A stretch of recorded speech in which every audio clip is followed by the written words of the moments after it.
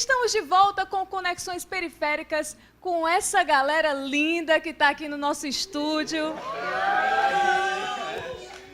para falarmos sobre o extermínio da juventude. Falando nisso, de acordo com o estudo Mapa da Violência, Homicídios e Juventude no Brasil de 2014, os homicídios são a principal causa de morte de jovens de 15 a 29 anos no Brasil e atingem especialmente jovens negros do sexo masculino, moradores das periferias e áreas metropolitanas dos centros urbanos.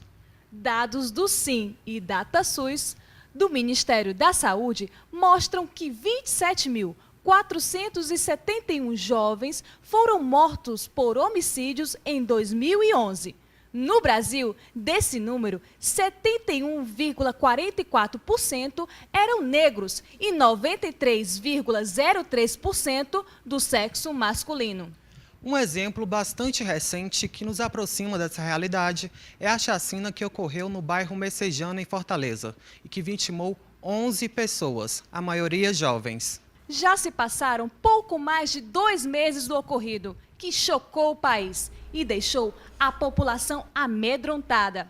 Até agora, temos um crime sem respostas. No Papo Selfie de hoje, vamos conversar sobre esse cenário.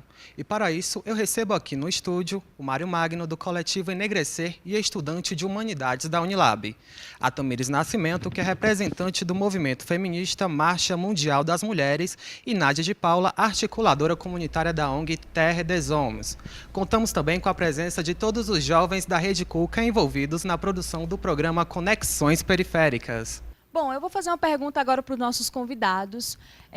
Eu gostaria de saber o que vocês acham em relação ao cenário atual da nossa cidade sobre o extermínio da juventude.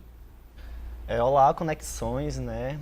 Primeiramente, eu acho que Fortaleza está passando por um processo muito difícil. Eu acho que é uma cidade que foi construída historicamente por um processo desigual e que isso se reproduz também na política genocida que o Estado representa. Então, por exemplo, Fortaleza, hoje em dia, é a cidade que mais mata, né, da América Latina, e a gente vê que isso tem diversos impactos sobre também o acesso que essa juventude não teve das políticas públicas e diversos outros bens e serviços que foram historicamente excluídos para a população preta, pobre e de periferia. Continuando com a fala do Mário, a gente tem toda uma história do Brasil, né? E isso reflete na cultura de Fortaleza. A gente vê que a juventude negra é a juventude que mais sofre. Mas por quê? Porque desde que o Brasil foi colonizado, nós temos o negro como alguém visto à margem da sociedade. O negro sempre foi excluído e isso não mudou até hoje. Nós temos políticas que tentam ajudar, mas não é algo que ajuda 100%. Até hoje nós temos que o negro, quando é visto, por exemplo, na beira-mar, se você vê um negro que tem uma aparência de favelado, as pessoas passam, ficam olhando. Se eles entram num shopping, os seguranças ficam olhando, vão atrás para ver se não aconteceu alguma coisa. E isso é justamente por causa do racismo, justamente porque as pessoas têm essa cultura de pensar que o negro sempre vai ser o ladrão, sempre vai ser o que vai fazer alguma coisa de ruim. Bom, eu vou fazer uma pergunta para os três, certo? Pegando uma fala da Tamires, onde ela diz que as pessoas veem o indivíduo daquele jeito, né, negro, vestido com boné, de repente, né, um short e tal, e já assimilam aquilo, de repente, a um bandido, né? Vocês acham, para os três, a pergunta, o que é que falta nesse caso? Seria, por exemplo, políticas públicas ou incremento na educação para as pessoas entenderem mais sobre a realidade? O que é que vocês acham que falta?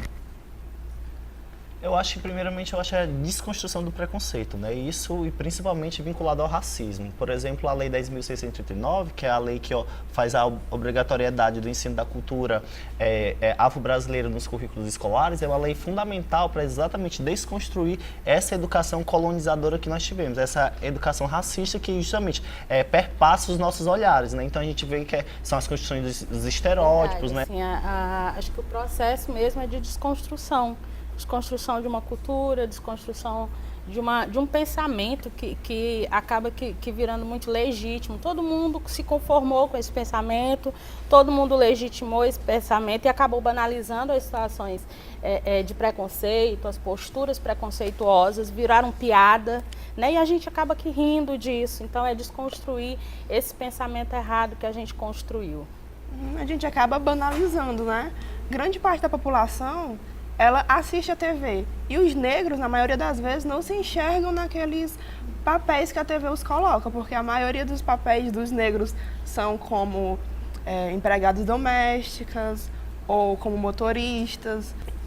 Papéis que são colocados como inferiores nas novelas e em tudo que a gente vê. Ou seja, o negro não se enxerga, ele não tem aquela representatividade que ele precisa. Então, como que a sociedade vai ver isso se o principal meio de comunicação, que é a TV, não mostra? Bom, parece que a galera que está aqui na plateia está querendo fazer algumas perguntas, não é isso, Douglas? Com certeza, Marcelo. O que não falta aqui são as perguntas. E aqui nós temos a pergunta da Iane, lá do Cuca Janguruçu.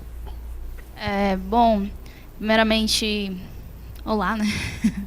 Assim, a minha pergunta em si é que a gente hoje em dia, pelo menos eu vejo que essa questão da mídia, né?